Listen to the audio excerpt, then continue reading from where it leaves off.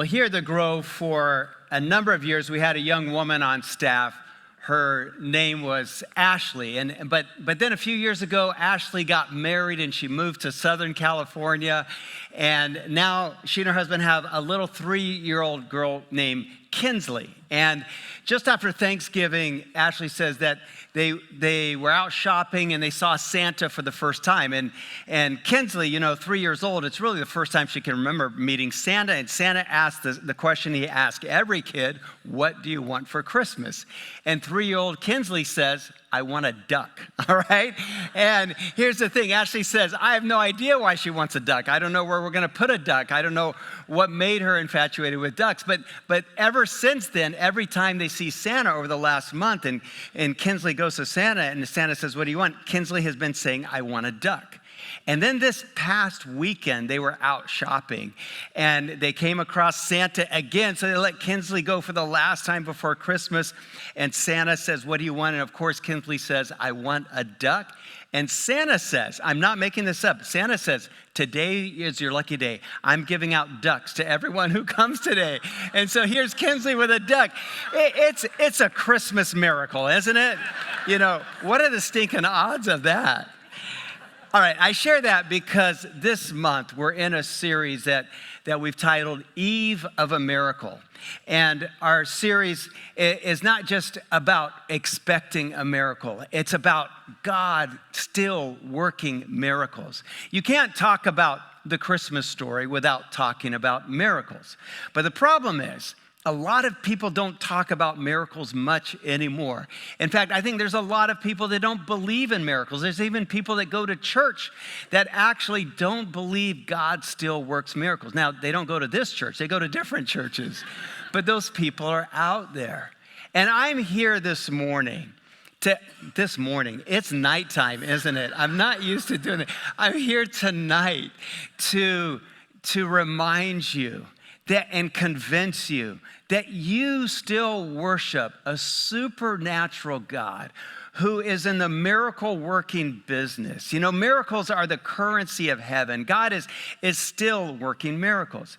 And the truth is, for anyone who says they're a Christian, let's be honest, you can't say that you are a believer in Jesus, but you don't believe in miracles. Because if you do, then that just leaves you a hollow religion. And then Christianity is nothing more than that, than just sacraments and a few rituals. But no, what sets Christianity apart is that we follow Jesus Christ and we believe in a God who has power to still work miracles. When you read the Bible, you can't miss that the Bible really is just a book of miracles. It's about characters, one after another, who God works in their lives, and we see how they respond to the miracles that God is working. You get to the New Testament, to the Gospels, and it's miracle after miracle. Jesus' ministry is a ministry of miracles. The book of Mark alone has 20 different miracles. And then you get to the New Testament church, the church in the book of Acts, and it's a church of miracles, one after another. And then, of course, you can't talk about Christmas without talking about miracles. And when you read the Christmas story, you can see that every person in the story is waiting for, on the eve, on the edge of a miracle, hoping for, praying for a miracle. We see Mary is waiting for this miracle of a Messiah to be born to her. And then we have the Magi, and they walk for months and thousands of miles following a star. And then they find Jesus. It actually leads them to Jesus. That's a miracle. And then we have the angels. They show up and they start to sing this. He is bringing peace on earth. What does that mean? Peace in our homes, peace in our workplaces, peace between neighbors and neighborhoods. That's a miracle, isn't it? And then we have the shepherds. Of course, they end up in the stable with the baby Jesus. And it's God in the flesh. God has come to dwell among us. That's a miracle. The Christmas story is a string of miracles. You can't miss that. And so I don't know where you were on the spectrum of believing in miracles when you arrived here tonight. But I hope that by the time we're done, I can convince you that God is still in the miracle working business. So when we challenge you to live on the eve of a miracle, what does that mean? What are we really saying? I think there's several challenges here. And the first one is very simple. I want to invite you tonight to start becoming a person who asks God for a miracle. And this is where our Christmas story starts with Mary. In Luke chapter 1, verse 37, we read, Mary said, "Yes, I see it all now. I am the Lord's maid ready to serve. Let it be with me just as you say." So the angel had told her, you're about to give birth. And she says, I'm a virgin. But then she says, the angel says, well, God's going to work a miracle. You don't worry about that. And now she believes. Now she says, let it be. And so this Christmas, I want to invite you. I don't know what need you have on your heart, what's been weighing you down, but I want to invite you this Christmas to start asking God for a miracle. Like I said, the Bible story is filled with people, one after another, who ask for a miracle. You start in the Old Testament, you've got, for example, Moses. He gets to the Red Sea, and he asks for a miracle, and God parts it. And then we have Joshua gets to the Jordan River, and he says, God, can you stop this river from flowing? And God works a miracle. And then you have David. David's about to fight Goliath. He says, God, I need a miracle here. This guy's a lot bigger than me.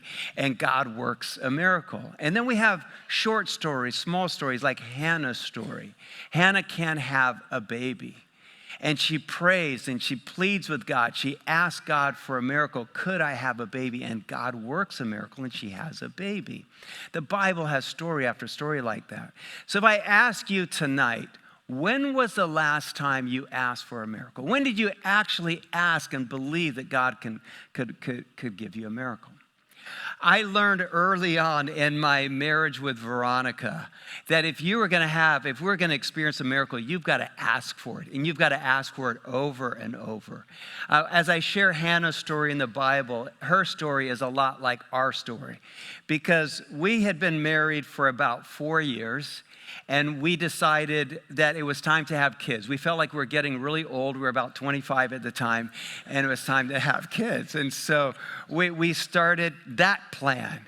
But then we realized we couldn't. And we didn't see this coming. We couldn't have a baby. It wasn't happening. This went on for months. And so we started to pray. And we started to pray for a miracle. God, it seems impossible, but could you give us the miracle of a baby? And then over the next several months, Veronica started sharing with me promises from the Bible. So we started praying the promises of Scripture. If you want God to work a miracle in your life, can I say, start praying the promises of the Bible. And for 1 year, a whole year, we prayed promise after promise from the Bible. And then do you know what happened? She becomes pregnant. She starts expecting a baby. And we're blown away. We're like, God, this is a miracle. How'd you do that? But then it was just a month after that. She was only 3 or 4 months along. And we're living in Liberia, West Africa. At the time, I was teaching at African Bible College. And she contracts malaria. And as she's violently ill, she starts to lose the baby. And we take her into a doctor. There's a small hospital, and I think there's no hope. The doctor doesn't have much hope. And that night, her first night there, I'm like just praying all night, God, save this baby. Would you work a miracle? Because when you have +4 malaria, your whole body is contracting. But the next morning, the baby's still alive. They put her on bed rest for a month. And the baby continues to grow and get bigger, and God works another miracle. And then just a few months after that, she's 7 months pregnant now. We're still in Liberia, and a civil war starts. And then two missionaries are killed because the rebels had overtaken the part in Nimba County where we're living.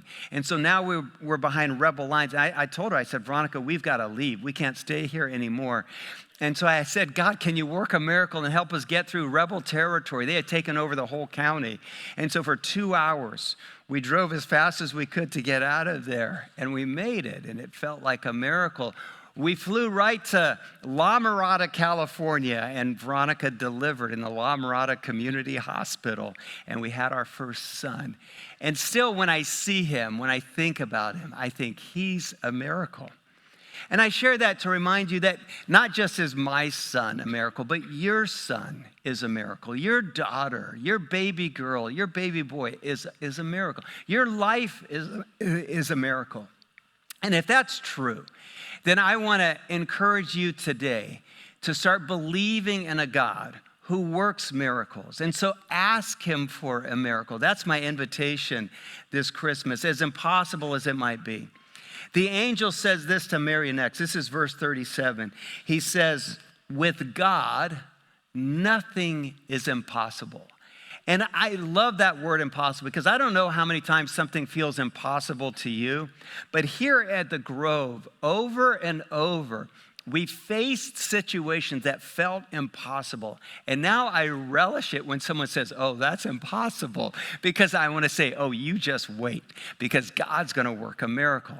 I believe in miracles now because I've seen God work so many at this church.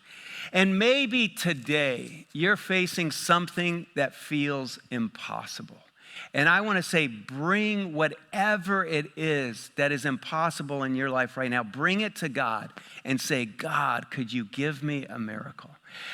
Maybe right now you've been looking for a job for months, maybe even a year, that will pay the bills and that you will thrive in, and it feels impossible to find that job. Then ask God for a miracle.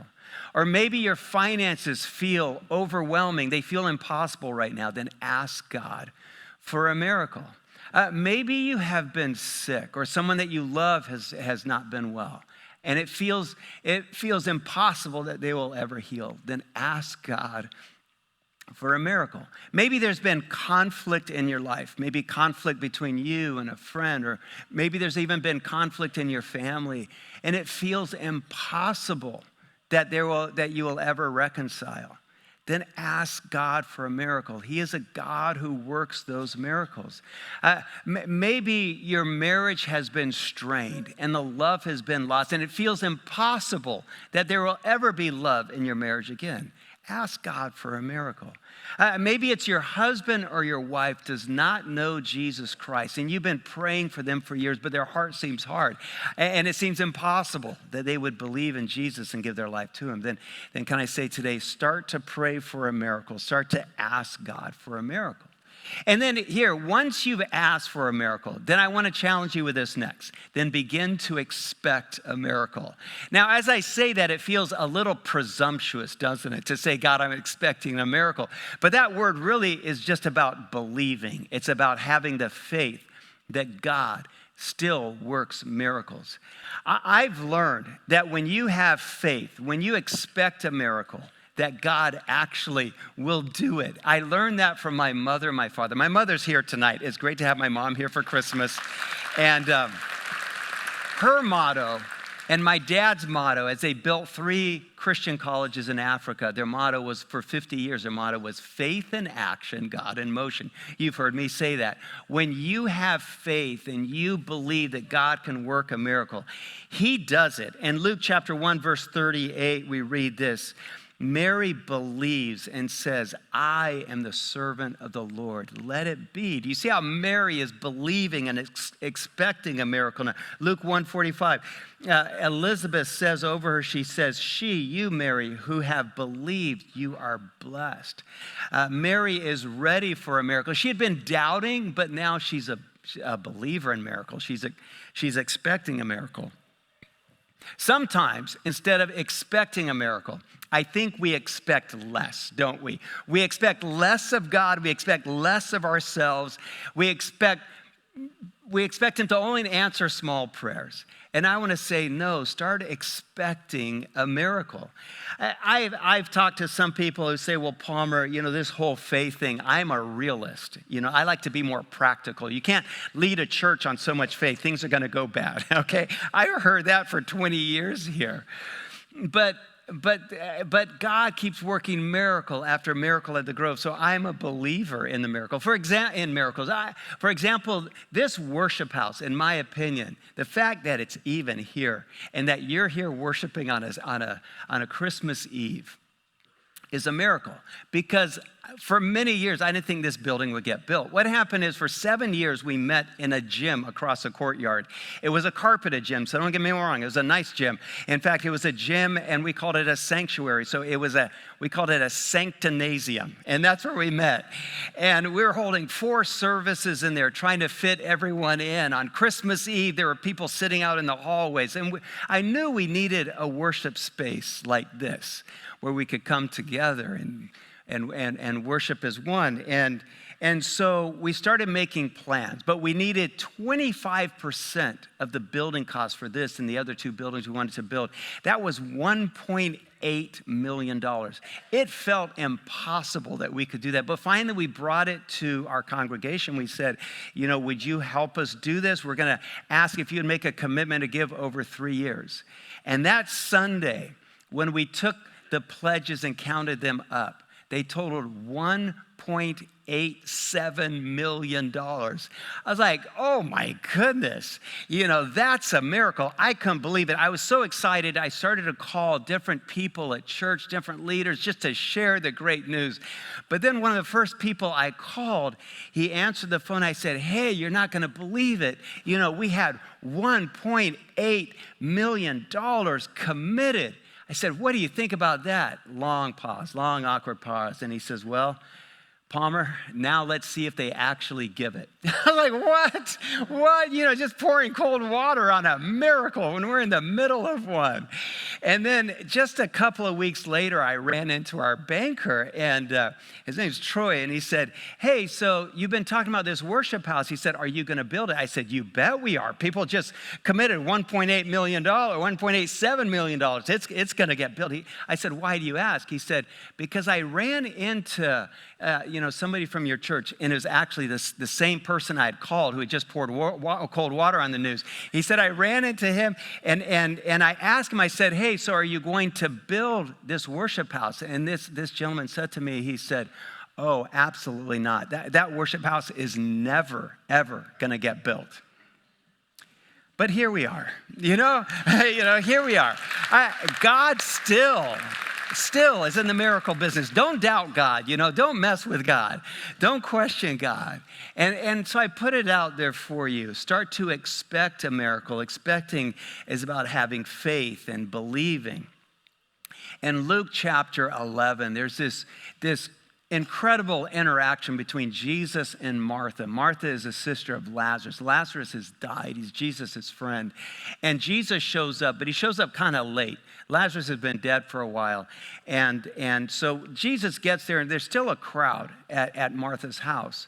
And so Jesus says to the crowd, hey, could you roll the stone away? And Martha says, hey, Jesus, you don't want to do that. He's been dead for 4 days. And Jesus says this to her. It's an incredible line. He says, if you believe, you will see.